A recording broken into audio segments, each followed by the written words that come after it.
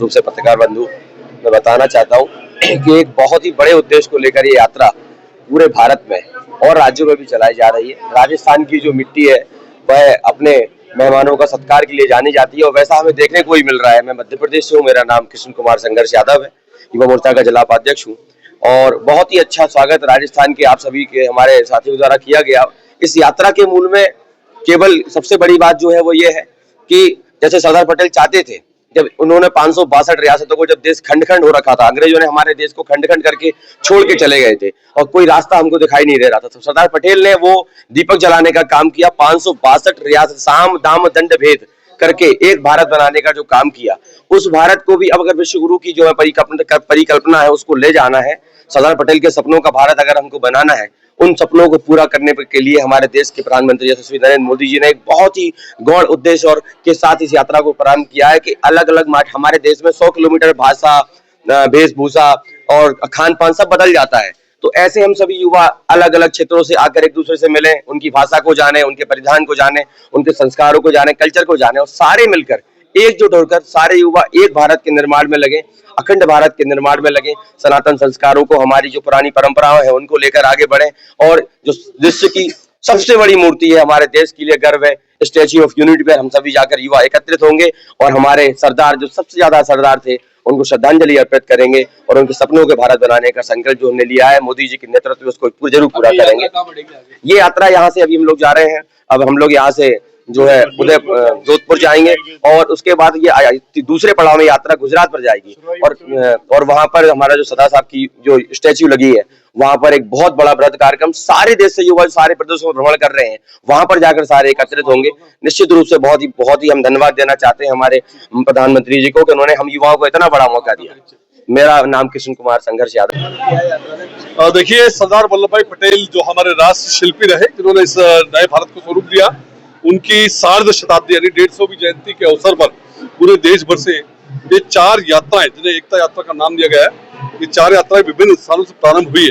राजस्थान से हमारी 2 यात्राएं प्रारंभ हुई है, गंगा प्रवाह और यमुना प्रवाह। यमुना प्रवाह यात्रा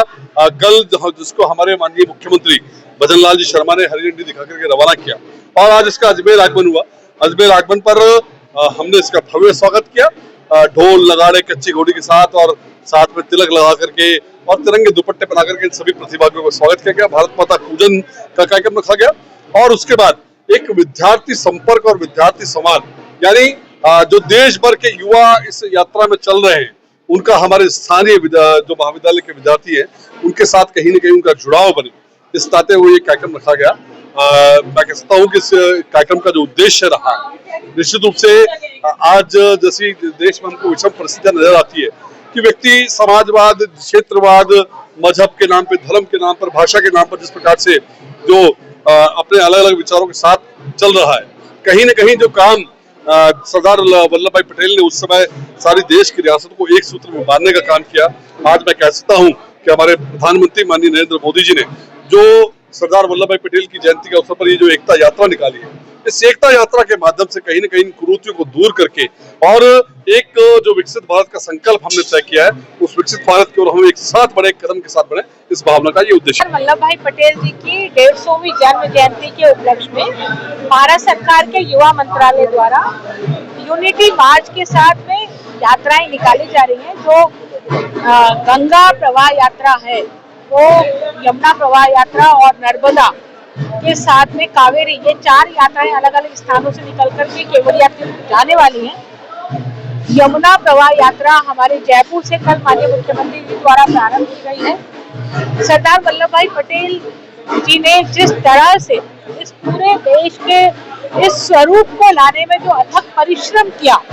अपनी कूटनीति के साथ में, अपने पुरुषार्थ के साथ में भारत को जो स्वरूप दिया, हम सब उनके प्रति ऋणी है, नतमस्तक है और ये स्वरूप बना रहे, इसमें जाति पाति, भाषा, प्रांत का कोई भेद उत्पन्न ना हो,